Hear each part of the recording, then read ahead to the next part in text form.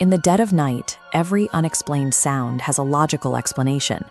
Your brain tells you it's the wind against the glass, or the house settling into its foundation.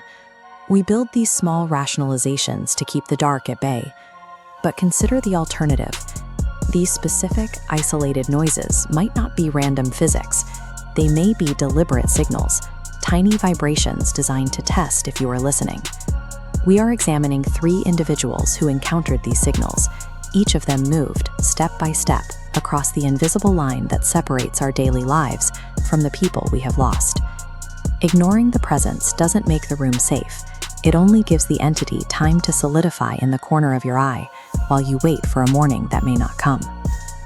Late one night, a college student named Anvitha was walking home along a deserted road. She came across the wreckage of a recent accident. A cow had been hit by a vehicle and lay dead on the asphalt. Standing amidst the debris was a young girl. She was uninjured and made no sound, looking directly at the carnage with a stillness that felt out of place. Anvita asked the girl if she was alone or hurt. The child didn't respond with words. She simply lifted her hand and pointed toward the animal. When Anvita stepped closer, the light hit the girl's face. Her eyes were solid white.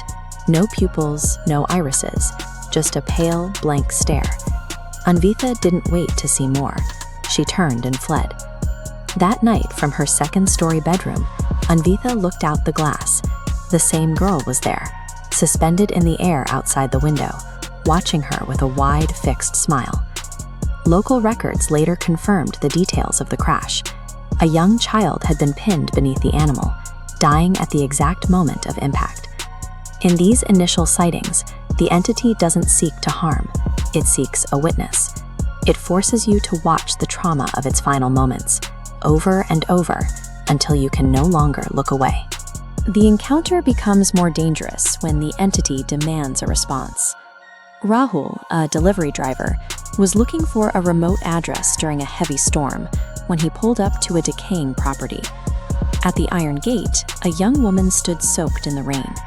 She looked Rahul in the eye and pleaded, "Please, save me." Rahul stepped out of his car to help, but as his hand touched the gate and he crossed onto the property, the woman vanished into the rain. He knocked on the house door and was met by an old man who lived alone. The man grew angry when Rahul asked about the woman, insisting there was no one else on the land. Before leaving, Rahul saw a photo on the hallway wall. It was the same woman he had seen at the gate, her face clear and unmistakable in the frame. The old man's anger turned to grief. He told Rahul that his daughter had been murdered at that gate 5 years earlier. By answering that voice in the dark, Rahul allowed a connection to form. Long after he left that house, her pleas stayed with him, a permanent echo that refused to be silenced. The final level of these encounters involves a total collapse of physical boundaries.